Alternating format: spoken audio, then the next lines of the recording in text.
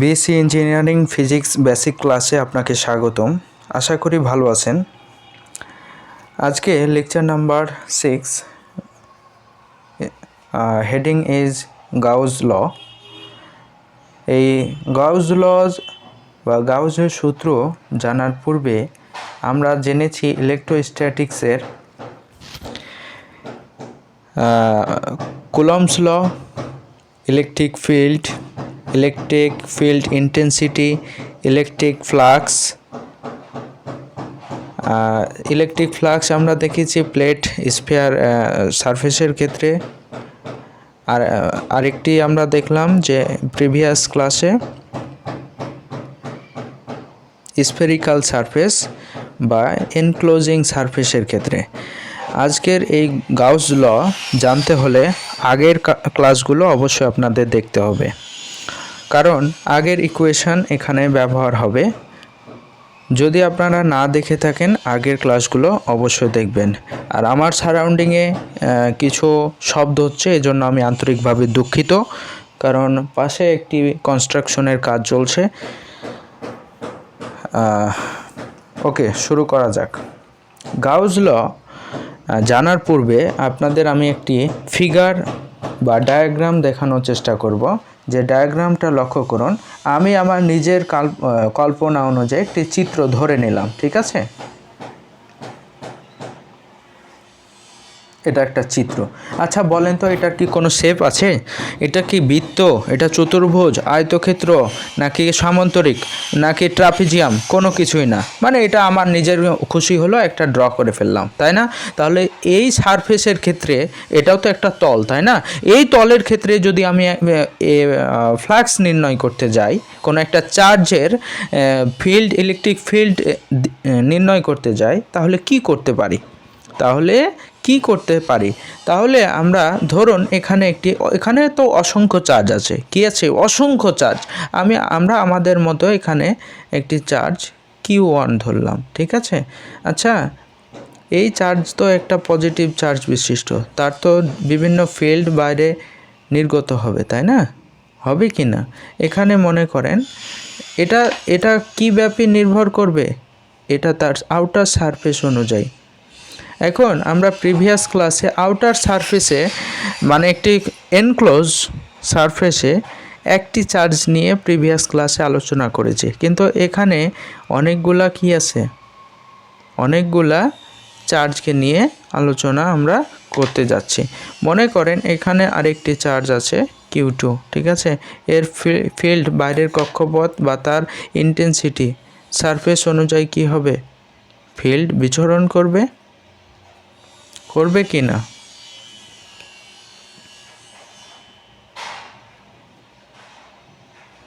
ঠিক আছে, তো এই চার্জকে আমরা Q2 ধরলাম। কি ধরলাম? Q2। এখানে আরেকটি চার্জ আছে, তার সারফেস অনুযায়ী কি হবে? তার চার্জটা ফিল্ড বাইরে নির্গত হতে চাইবে। এখন এই চার্জকে আমরা ধরলাম Q3, ঠিক আছে? মনে করেন এখানে আরেকটি চার্জ আছে। এভাবে আপনি আপনার খুশি মতো ধরতে পারেন, কোনো সমস্যা নেই।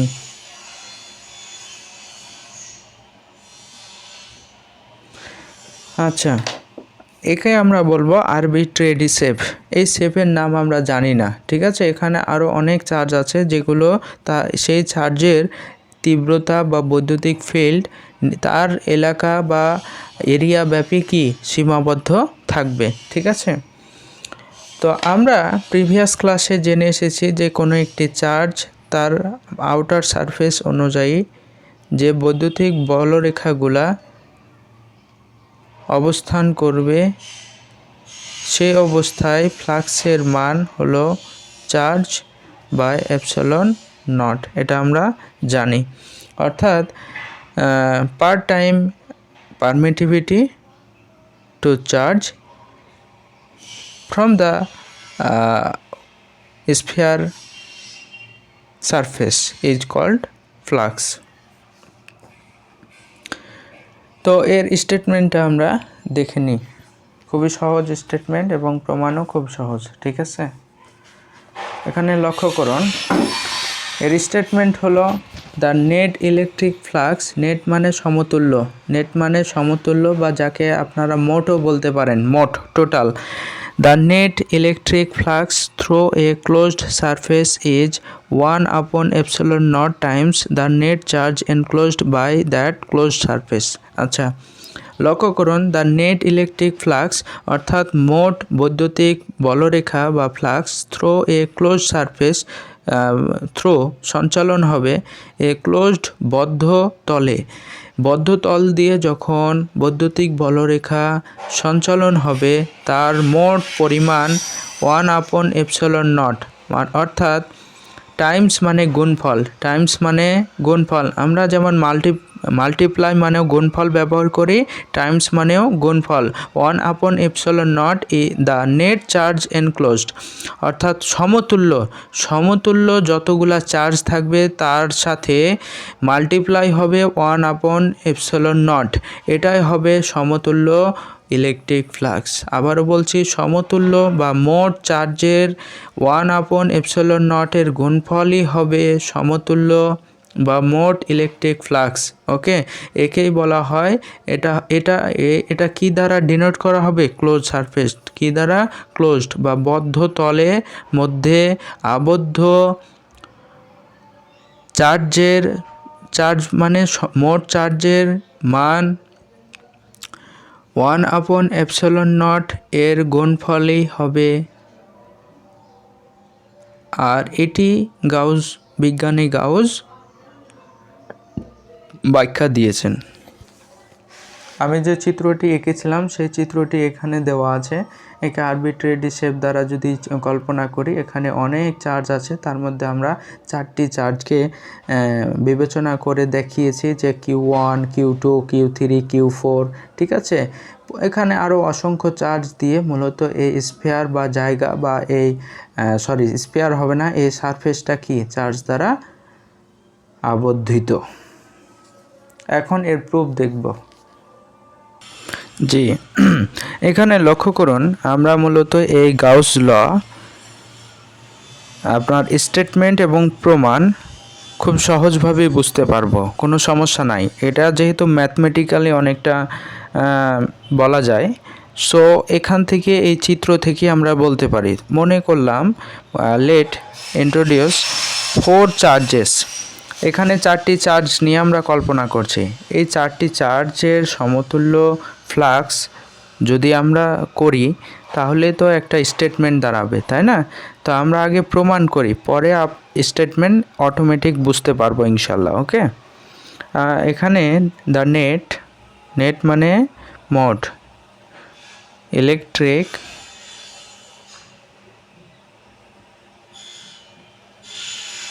Flux through the closed surface is given by, অর্থাৎ মোট বৈদ্যুতিক ফ্লাক্স,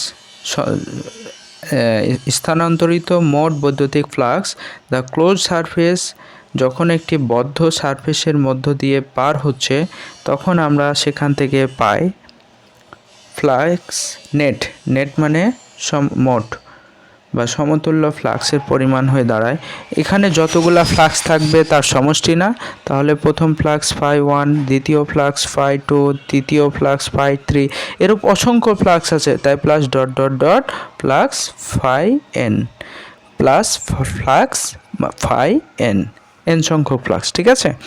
এখন আমরা জানি কি ফ্লাক্সের জন্য ফ্লাক্স সমান আমরা জানি এখানে চার্জ আপন এপসিলন নট। তাহলে প্রথম ফ্লাক্সের জন্য চার্জ Q1 আপন এপসিলন নট, পারমিটিভিটি সব জায়গায় কনস্ট্যান্ট, তাই সকল চার্জের পারমিটিভিটি সমান হবে। সেকেন্ড ফ্লাক্সের জন্য চার্জ Q2 আপন এপসিলন নট। থার্ড ফ্লাক্সের জন্য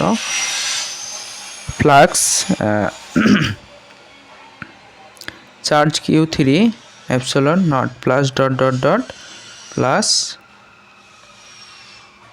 চার্জ n সংখ্যক এপসিলন নট। ঠিক আছে, এখন লক্ষ্য করুন এই যে 1/epsilon নট সব জায়গাতে কি আছে, একই আছে। তাহলে আমরা কমন নিয়ে নিতে পারি 1/epsilon নট। তাহলে বাকি কি থাকে, charge 1, charge 2 plus charge 3 plus dot dot dot plus charge n। ওকে, এখন 1/epsilon নট। এখন এই যে সকল চার্জ, এই সকল চার্জ দ্বারা আমরা কি বুঝতে পারছি, যে net electric charge enclosed by the closed surface, অর্থাৎ এই সারফেসের মধ্যে সকল চার্জের সমষ্টি বা এই ঘেরা তলের মধ্যে থাকা সকল চার্জের সমষ্টি কি, সমতুল্য চার্জ। তাহলে আমরা কি বলতে পারি, net electric charge enclosed by the closed surface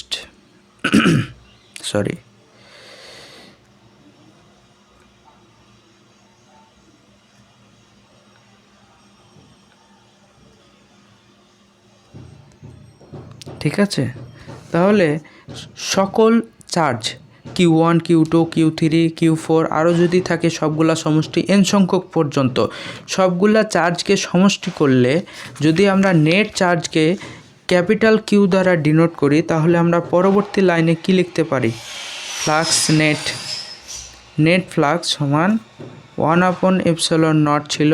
ঠিক আছে, রাখলাম। আর সকল চার্জের সমষ্টি Q দ্বারা প্রকাশ করলাম। ঠিক আছে, Q দ্বারা প্রকাশ করলাম।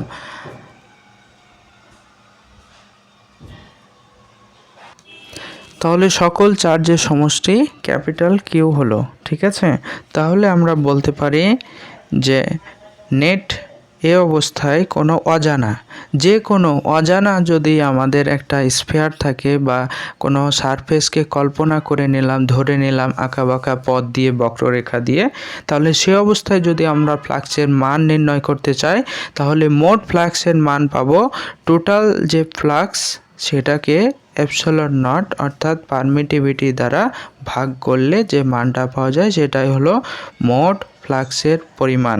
আর এটি হলো গাউস ল এর